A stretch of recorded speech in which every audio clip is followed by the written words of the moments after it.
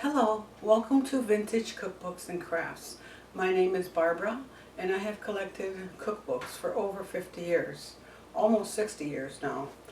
And today, out of this 1930s banana cookbook, in Bananas Take a Bow in Attractive New Dishes for the Up-to-Date Hostess.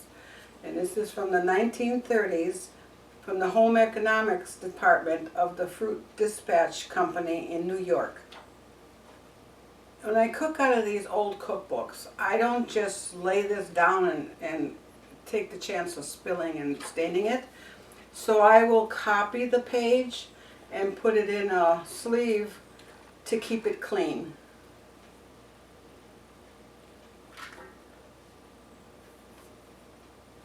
So what I need to do,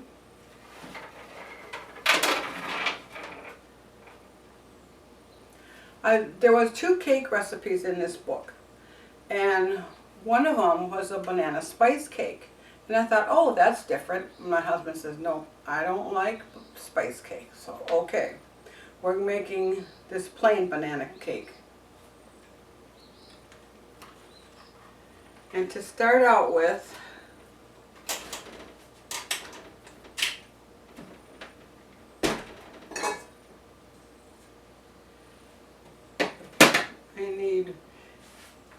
it calls for 1/2 cup of shortening, but I am using butter.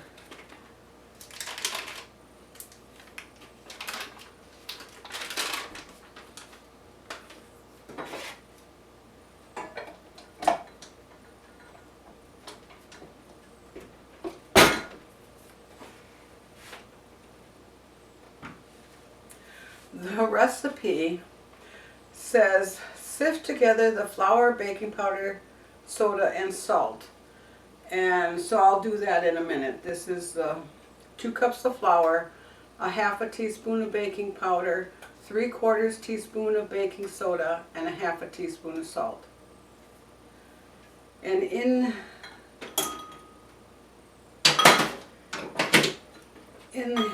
this little measuring cup, I have a 1/4 cup of buttermilk.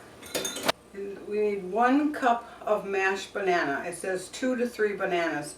And my bananas were a little bit larger than this one that I put in there, and it came out to be 2 bananas gave me a cup of mashed banana. It takes 1/2 cup of shortening, but I'm using butter, 1 1/2 cups of sugar, 2 eggs well beaten, a teaspoon of vanilla extract, and if you're going to frost it with heavy cream, like in the picture, they put frosting, they put heavy cream between the 2 cake layers and on top, and then put banana slices on it. I'm not going to do that.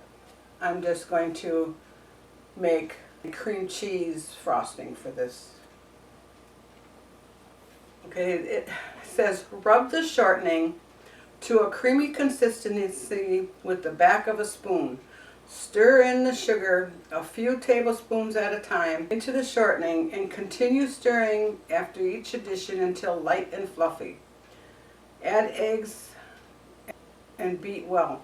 Well, I have a mixer, so I'm not going to do that with a spoon. Not in these times anyway. So I'm going to cream the butter.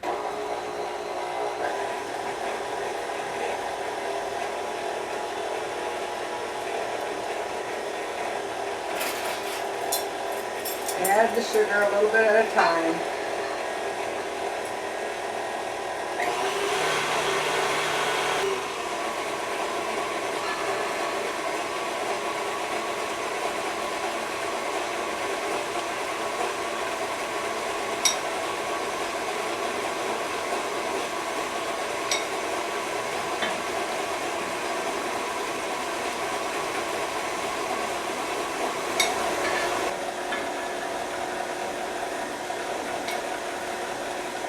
In the 1930s, when most housewives didn't have electric stand mixers, they had them mixed by hand, and that must have been a chore.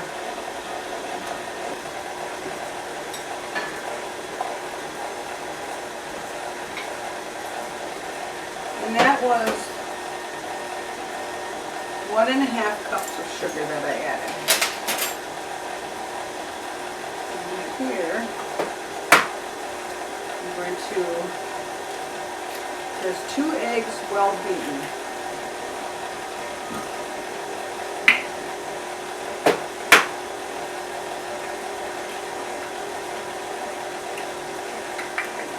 So I'm going to use my egg beater to make sure they're good and whipped up.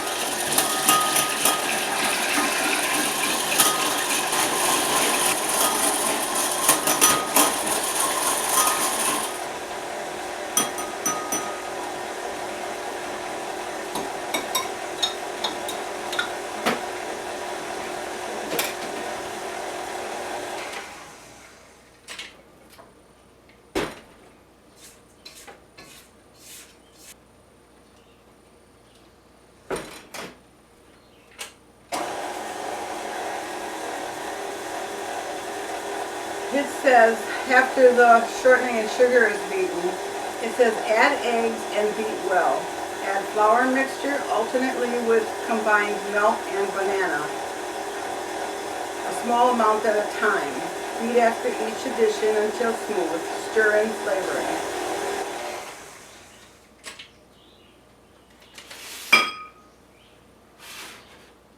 Okay, let's sift the flour.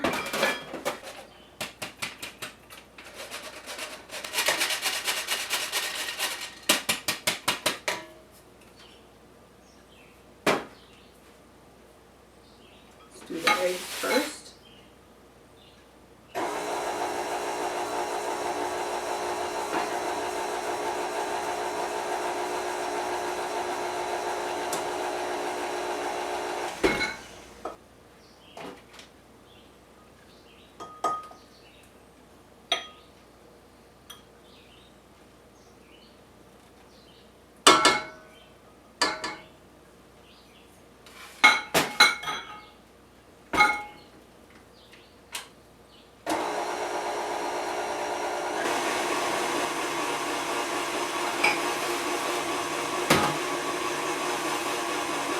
I'm going to add my vanilla to my milk right now.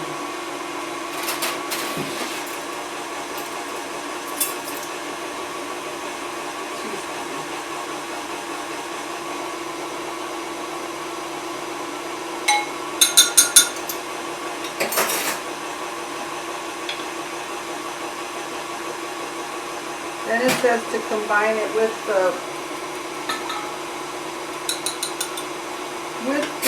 mashed banana.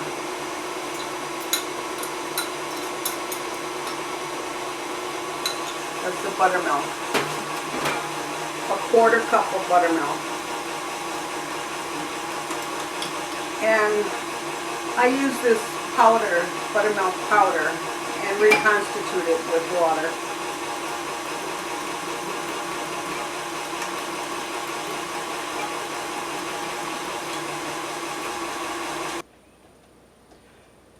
Scrape down the bowl a little bit.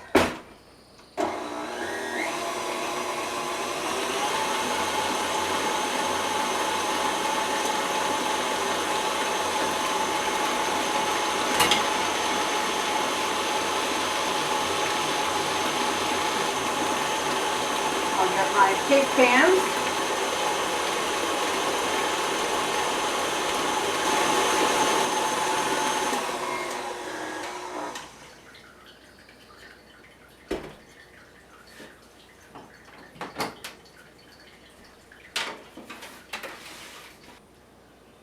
Okay, it says it makes 2 8-inch layers. Well, my round layer cake pans are larger than that. So I'm going to use these smaller 8-inch square pans.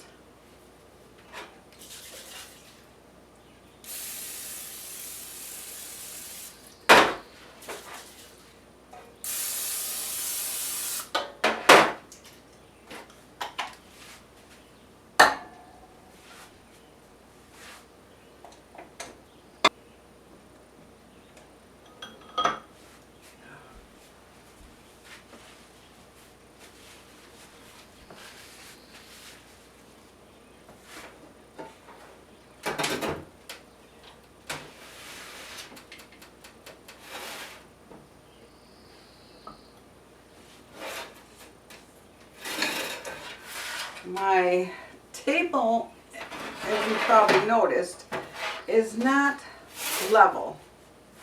So I'm going to try to get these in here without them being sloped too much. It's kind of concave. This table with the porcelain top, I bought at a farm sale, a rubber sale, years ago, 40 years ago or more. And I believe it's from about 1910, 1920, this table. I always used to knead my bread dough on this table, and it kind of ended up being a little warped. A little saggy in the middle.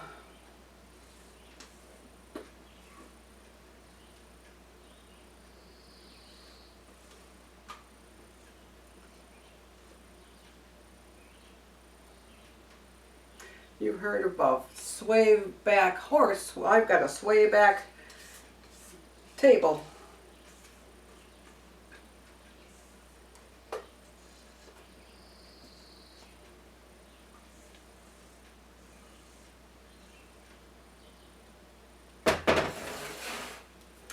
Okay, I'm going to put these in the oven. It says 375 for 30 minutes, but these are non-stick darker pans, so I'm going to put it at 350.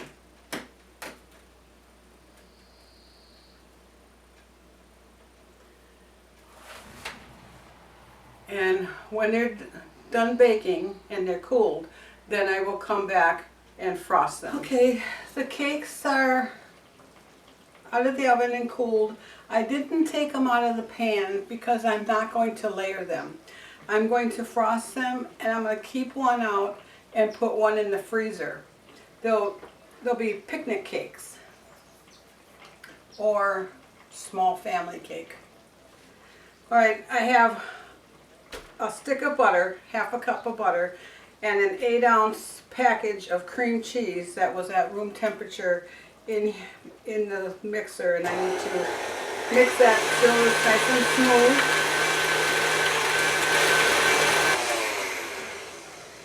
I need to add a teaspoon of vanilla.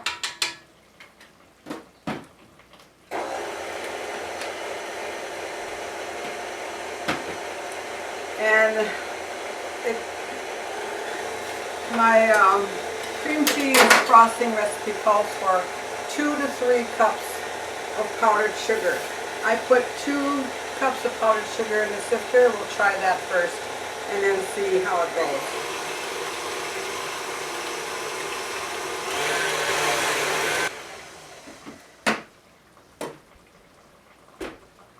I think it'll be easier if I sift this into a bowl first.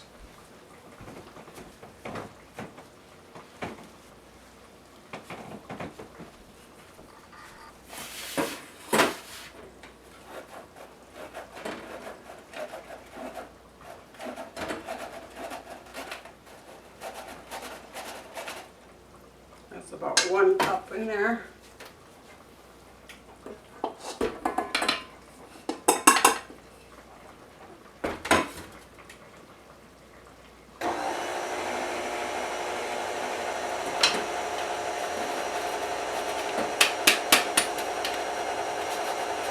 Very lumpy.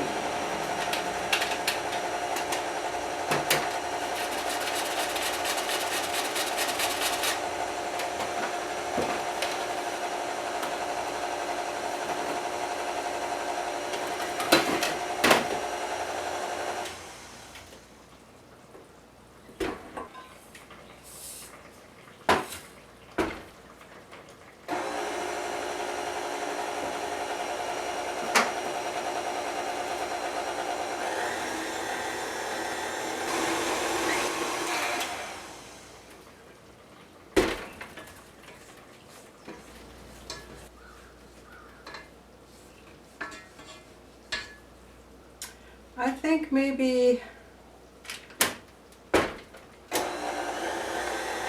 a half cup more,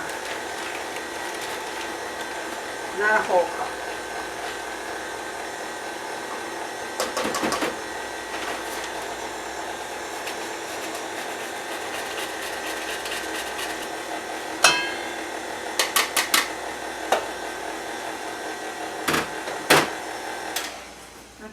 1/2 cup should do her.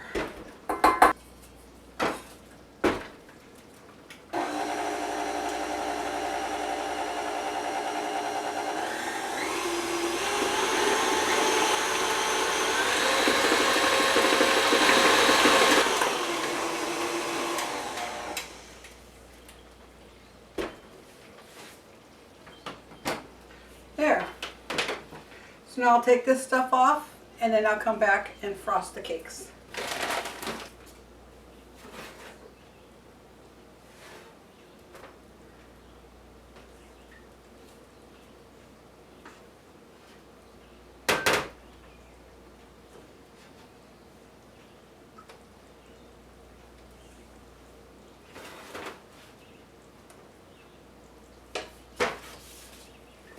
So I just spread this cream cheese frosting on top, and then I'll put one in the freezer unwrapped for a little bit to make it firm. Otherwise, if I put plastic over the top of this and then foil it, it will stick to the frosting. So I'll just frost it, put it in the freezer.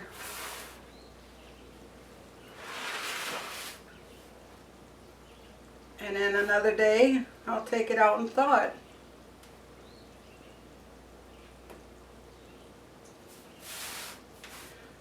When I worked in a bakery, I was a donut fryer. They would freeze decorated cakes. And once they were running low on birthday cakes or whatever, they'd pull a couple out and thaw them.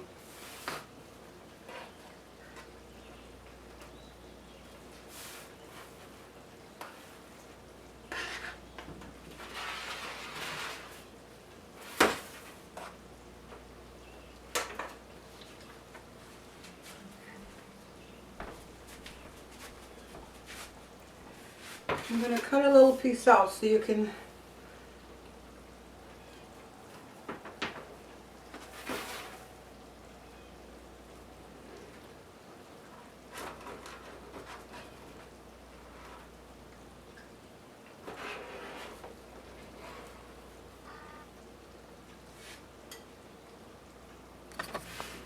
So here is the banana cake from this 1930s Bananas Take a Bow. Oh, I need to taste it, don't I? Let's have a little taste.